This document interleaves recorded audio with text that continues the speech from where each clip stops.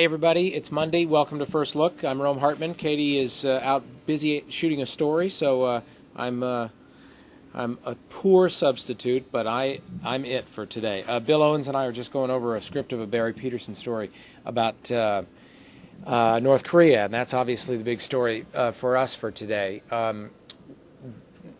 As most people know, I think North Korea conducted a nuclear test overnight. It was actually Monday morning their time that this took place, and this has caused obviously much consternation around the world.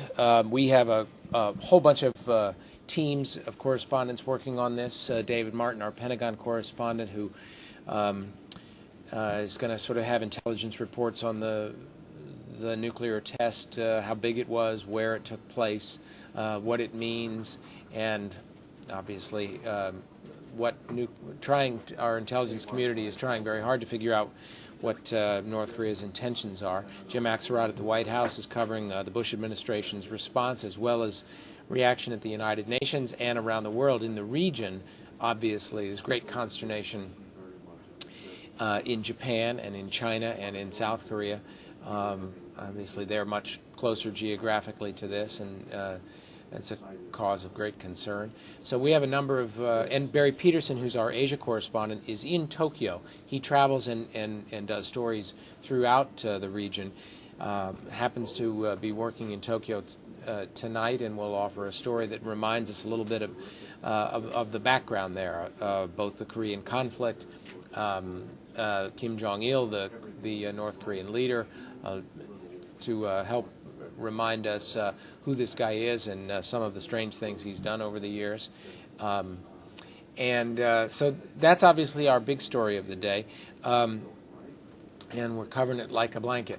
The other news of the day, we have a new CBS News New York Times poll out tonight with very up-to-the-minute information on two big subjects, obviously the war in Iraq and the public's attitudes toward that, and the whole Mark Foley mess and the Page scandal. Our poll will give some indication of how voters are reacting to that scandal and what effect it's going to have on the midterm elections, which come up in just 4 weeks from tomorrow. And so Bob Schieffer, our chief Washington correspondent, and a veteran poll reader and interpreter of polls, is going to help sort through that and tell us what it means.